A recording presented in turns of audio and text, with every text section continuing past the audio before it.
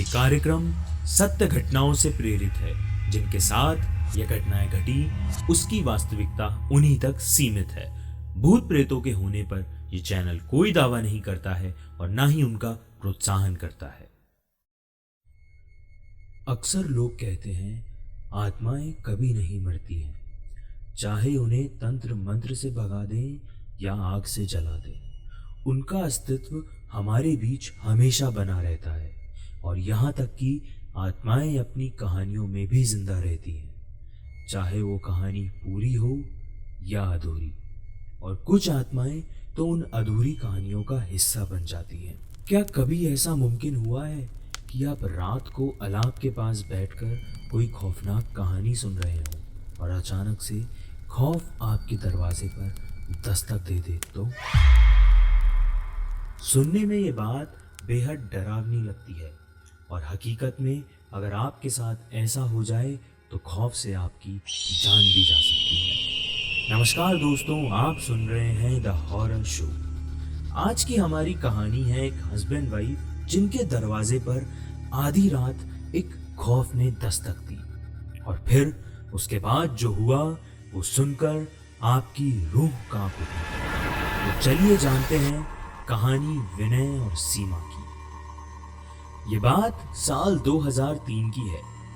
विनय एक insurance company में काम करता था। उसकी कंपनी उसे अक्सर एक जगह से दूसरी जगह कस्टमर से मिलने के लिए भेजती रहती थी। तो कभी दिल्ली में रहता था तो विनय कभी पंजाब तो कभी राजस्थान। लेकिन इस बार विनय को जहां जाना था वो जगह दिल्ली से करीब 1080 किलोमीटर दूर थी। वो जगह थी नेपाल के कोई पहाड़ी इलाके की। तो विनय ने सोचा क्यों ना इस बार सीमा को भी साथ ले लिया जाए, उसका भी घूमना हो जाएगा। विनय की फैमिली में सिर्फ वो और उसकी वाइफ ही थे। विनय और सीमा दोनों नेपाल के लिए निकल गए, और उस वक्त वैसे भी वहां बहुत ठंड का मौसम था और नेपाल में ऊपर से बहुत तेज बर्फ पड़ रही थी। वो लोग करीब 1080 किलोमीटर का सफर तय कर नेपाल में अपनी मंजिल तक पहुंच गए। सफर काफी लंबा था, जिसकी वजह से वो दोनों बहुत थक चुके थे। रात के करीब 12:30 बजे रात में वहां एक ऐसा सन्नाटा था कि जैसे किसी ने इस जगह को श्राप दिया हो। उस जगह पर घर एक दूसरे से काफी दूरी पर थे। बाहर कड़ाके की ठंड थी और बर्फ भी गिर रही थी। विनय को अक्सर रात में कहानियां सुनने का बहुत शौक था, तो सीमा उसे भूत प्रेतों की कहानियां सुनाया करती थी। वो लोग अपनी रजाई में दुबक कर आराम कर रहे थे और सीमा विनय को कहानी सुना रही थी। तभी अचानक उनको लगा कि किसी ने उनके घर का दरवाजा खटखटाया। एक पल के लिए तो वो दोनों बहुत डर गए थे, क्योंकि रात बहुत हो चुकी थी और सीमा डरावनी कहानी सुना रही थी। फिर उन्होंने सोचा कि क्या पता तेज हवा चलने की वजह से ऐसा हो रहा हो, इसीलिए उन्होंने उस आवाज को नजरअंदाज कर दिया। अगली सुबह जिस काम के लिए विनय आया था उसके लिए वो निकल पड़ा। विनय और सीमा घर में अकेले ही थे।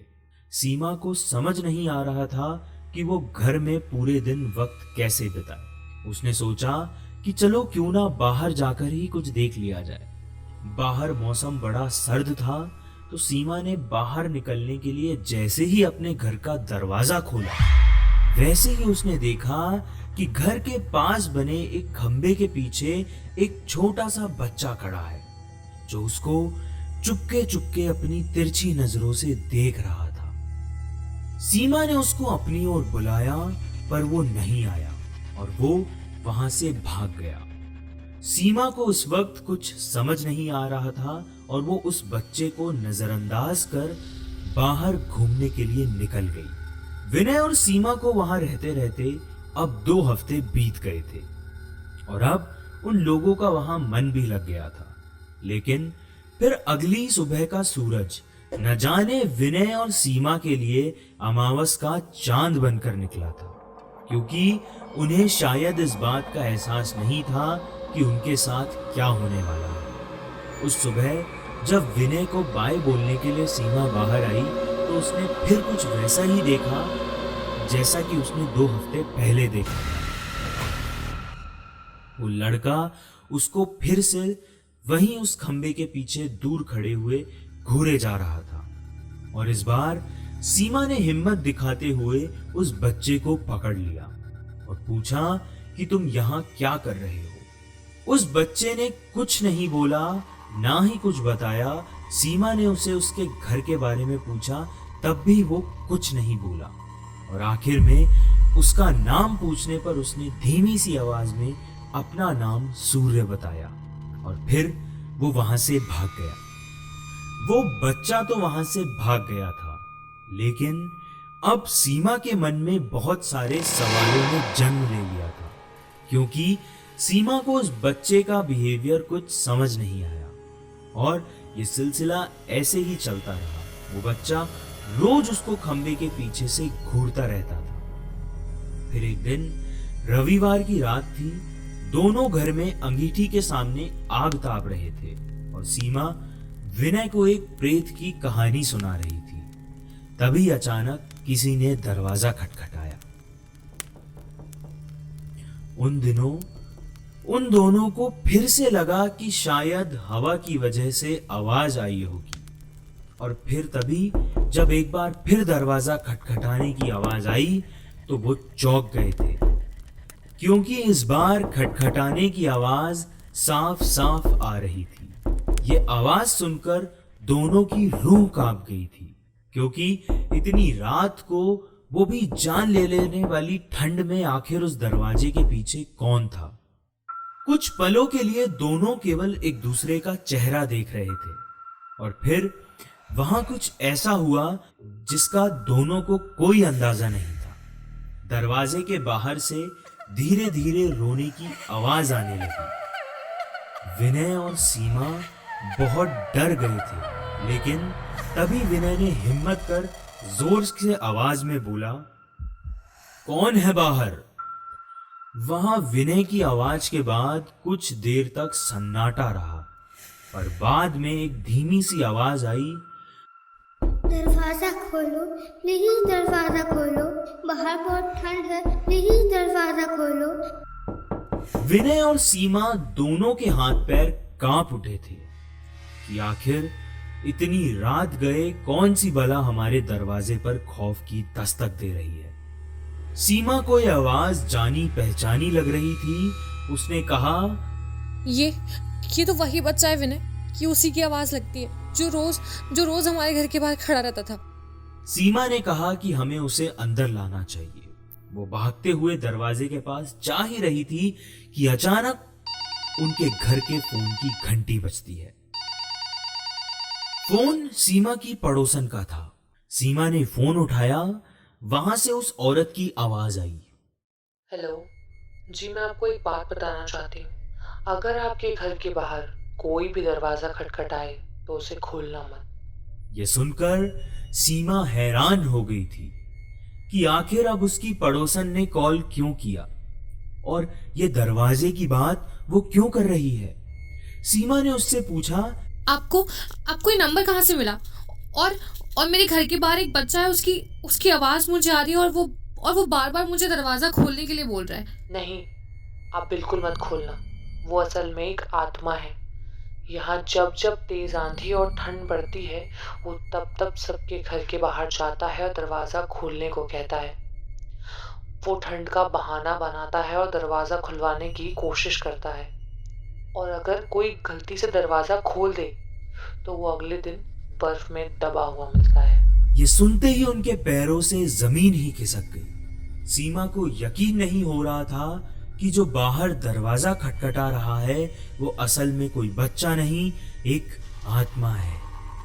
और सीमा उससे कुछ और पूछती, उस औरत ने कॉल काट दिया। उन्होंने उस रात दरवाजा नहीं खोला और अगले दिन सुबह होते ही वो दोनों भागकर पड़ोसी के पास गए और पूरे मामले के बारे में पूछा।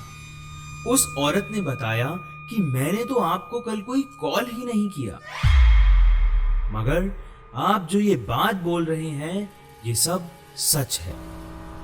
इतना सुन सीमा बेहोश हो गई।